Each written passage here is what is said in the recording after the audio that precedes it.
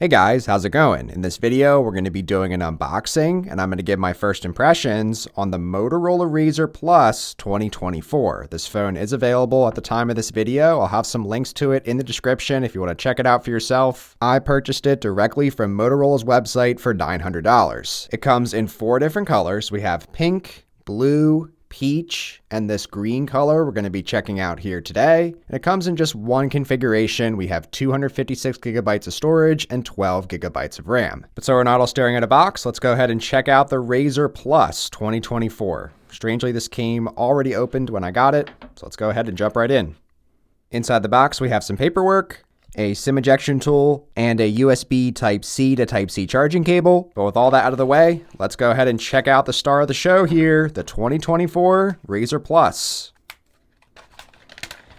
Taking our first look at the RAZR Plus immediately out of the packaging, we have a really nice eco leather backing here on the non-Plus 2024 RAZR. It also has an eco backing, but this is smoother, whereas here on the RAZR Plus, it seems to be a little bit more textured. While this goes ahead and boots up, let's take a quick physical tour. On the right side, we have our volume rockers, a mic, and our power button with the fingerprint sensor built in. On the left, we have our SIM tray, which has room for just one SIM card, no micro SD here, but you can use an eSIM with this phone. On the top, we have our stainless steel hinge, which it's worth mentioning compared to last year's 2023 RAZR Plus. You can see that the hinge has significantly reduced in size here. Even from this top view here, you can definitely see we've had a large reduction in the hinge. This 2024 model definitely seems to be cleaned up design-wise. You can see here that on the 2023 RAZR Plus, we have a big aluminum bar going across here, whereas definitely more cleaned up on the 2024, and the same goes for on the front as well, a lot more cleaned up. On the bottom, we have 3 more mics. We have our Type-C port capable of now 45 watt wired charging. We have our dual speaker setup, the bottom firing speaker there, and then also our speaker on the top for a dual speaker setup. And something else I immediately noticed from last year's RAZR Plus is we have much thicker cameras on this one. We definitely have a beefier camera setup here on the 2024.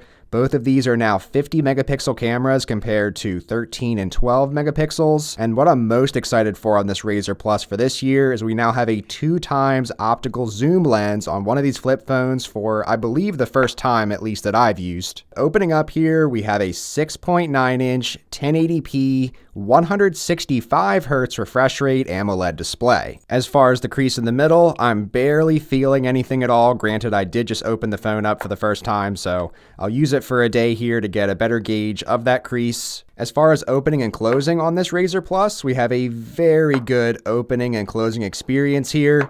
Very easy to open and close this phone, but overall there's actually a fair amount of advantages on this RAZR Plus compared to the RAZR Non-Plus for this year, and there's a lot of noteworthy upgrades from last year's 2023 RAZR Plus, and a lot of advantages over even this year's Samsung Galaxy Z Flip 6. So there's going to be a lot to cover in this video. I'm going to go ahead, put my SIM card in this, use it for the day, compare it to all those other devices, and I'll come back with my final first impressions on the 2024 Motorola RAZR Plus. Alright, so it's actually been a few days now since I first started using this 2024 RAZR Plus. I'm definitely ready to share some of my first impressions with you guys. So getting into the phone, the Biometrics, we have the side-mounted fingerprint sensor, gets you into the phone super easily, whether that's on the outer display or if you're jumping into the inner display.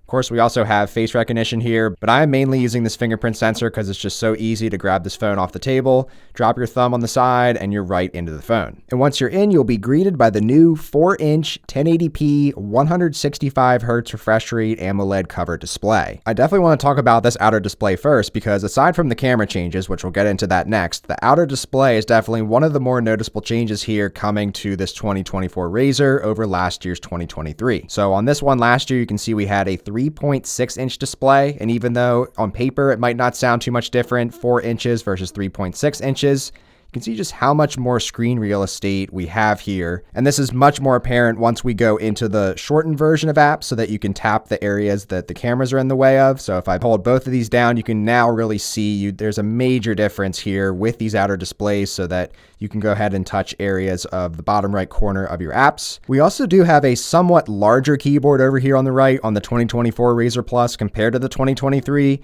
They're both still very small, pretty difficult to use. I will do a typing sample here for you. Thanks for watching. So even though you have a larger keyboard here, you are still going to have typos. Try to type the same thing here on the 2023.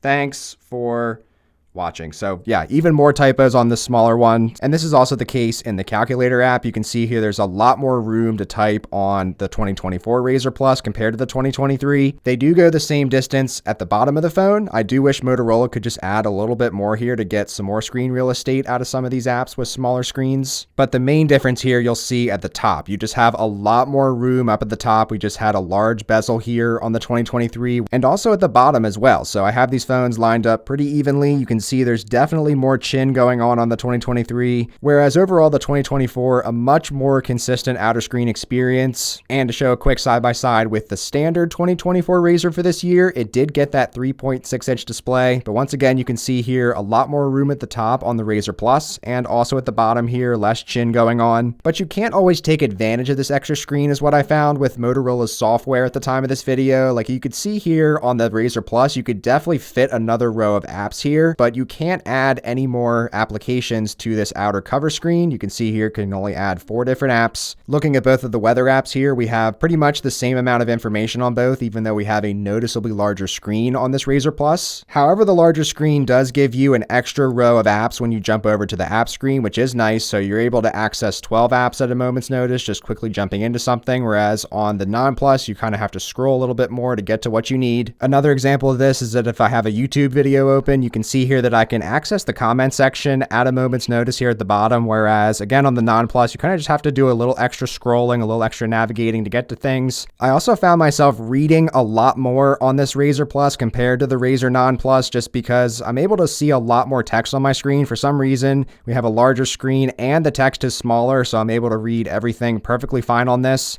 Whereas again, on the Non Plus, you just have to do more navigating, more scrolling. So I know on a spec sheet and in video, it might not seem like a major difference, but I've been using this outer display way more on the Plus version thanks to the larger 4-inch size. And this has also been pretty noticeable when using the camera's viewfinder. So of course you can just use this for taking selfies. So there's what appears to be way more screen space here on this Razr Plus. Every little extra bit of space you get on these smaller screens is incredibly helpful and much more useful for average everyday use. But now taking a look at the cameras, we have the new 50 megapixel primary lens in addition to the new 50 megapixel telephoto lens with 2x optical zoom, and there's also a 4x zoom option in the camera's viewfinder. However, this is just a digital zoom, but with the new telephoto lens here, you can actually zoom up to 30 times, which is very impressive for a flip phone, and it's a massive improvement from the maximum zoom of just 8 times we had on last year's 2023 Razr Plus, and the quality at this range is also noticeably better here on the 2024. And on the video side of things, we seem to have some improvement as well, as the footage on the 2023 Razr Plus was honestly disorienting at times for me to watch back, whereas now on the 2024 we have what looks to be better action shots. However, there still seems to be no optical image stabilization here, which results in some choppiness, and if you compare this to my Samsung Flip 6, the footage is way smoother, the overall lighting is way more consistent, and this tells me my Flip 6 video cameras are still superior to Motorola's best Razr. However, it is worth mentioning that between the two 2024 Razrs for this year, the standard Razr has much inferior video quality, not only because of capping out at 4K 30, but image stabilization appears to be even worse, and in my initial testing, it's clear that this improved video quality on the Razr Plus is definitely one of the things your extra money is going towards, in addition to the very versatile photography. And similar to how I found a considerable amount of physical refinements on the standard 2024 Razr, the same can definitely be said here too on the 2024 Razr Plus, not only in the fact that the 2024 is now quieter than the 2023, here's a sound bit.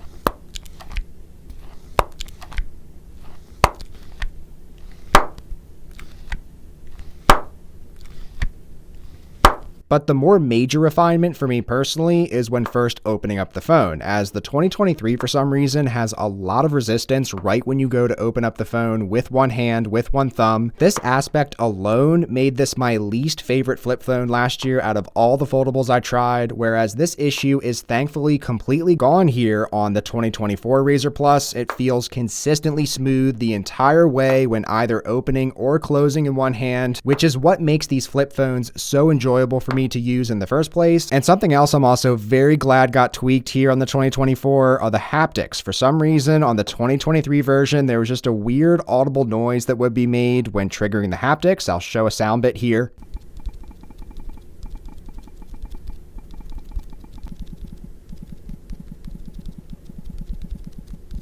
But with all that in mind, I will now jump into the inner display for the remainder of this video since we haven't really looked at this much yet. We have the 6.9-inch 1080p 165Hz refresh rate AMOLED display. This is overall a pretty similar display to the RAZR Non Plus for this year. We just have a 120Hz refresh rate on this one. But after using both of these 6.9-inch displays in the past week or so, I am overall really enjoying this screen size because of how compact of a phone this is when it's folded up. It is noticeably larger compared to my Samsung Flip 6 with just a 6.7-inch screen. If you compare this to a more conventional smartphone, my iPhone 15 Pro Max, even though this is a 6.7-inch screen compared to the 6.9, we have a lot more width here, which just makes it a lot better for watching videos and playing games.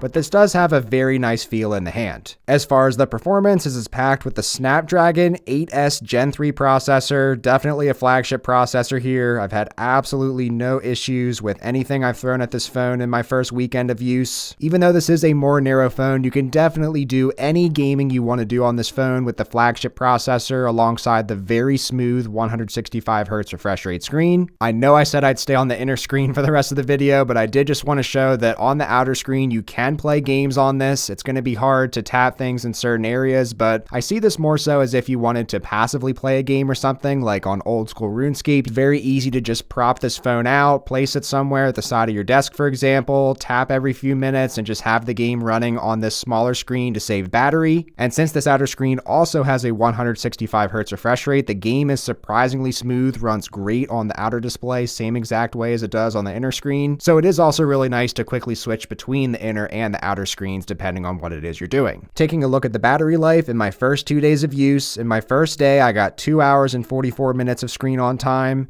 And in my second day, I used the phone for 3 hours and 4 minutes, so near 6 hours of screen on time over the course of 2 days. It is worth mentioning that there is a slightly smaller battery in this RAZR Plus compared to the RAZR Non Plus for this year, a 4,000 milliamp hour compared to a 4,200 milliamp hour. So I'm suspecting initially here that I'm actually going to get better battery life on this RAZR Non Plus. But overall, I'd say the battery is definitely good enough. And then as far as topping this phone back up, we have the 45-watt wired charging, whereas the RAZR Non Plus just has 30-watt wired charging. And it is worth mentioning that in the box, the cables that each of these come with, it looks like the RAZR Plus comes with a thicker cable, so this cable is definitely going to support that faster 45-watt charge. And doing a quick charging test here, you can see in 18 minutes I got up to 52%, and I can fully charge the phone in just under 50 minutes, which is really nice. However, it's worth mentioning that with a 30-watt charge on the RAZR Non Plus, it comes in at 57 minutes for a full charge, so really not that much different. Where you'll really notice a difference is versus the Samsung Flip 6, taking over an hour and 20 minutes to get a full charge on that. So really nice to have the faster charging here. And lastly, taking a look at the crease or lack thereof, it's really not a big deal on this phone. That's why I didn't even really mention it in this video up to this point. You barely feel it when you run your finger over it, and when you're using the phone in average everyday use, you're just really not even noticing that crease at all. At this point in 2024, at least on these RAZRs, you really don't have any crease concerns. They have definitely come a long way physically on these RAZRs, but I love that there's also been a great software experience to go alongside it. Very smooth animations on this phone, no matter what it is you're doing, just quickly checking your notifications.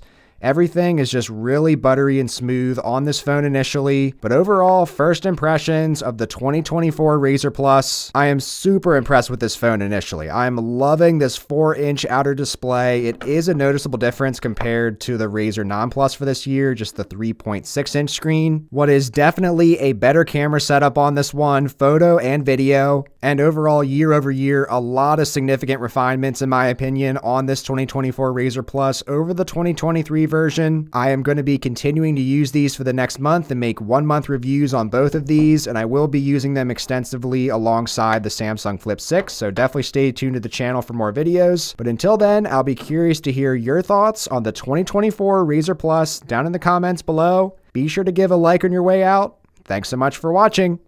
Take care.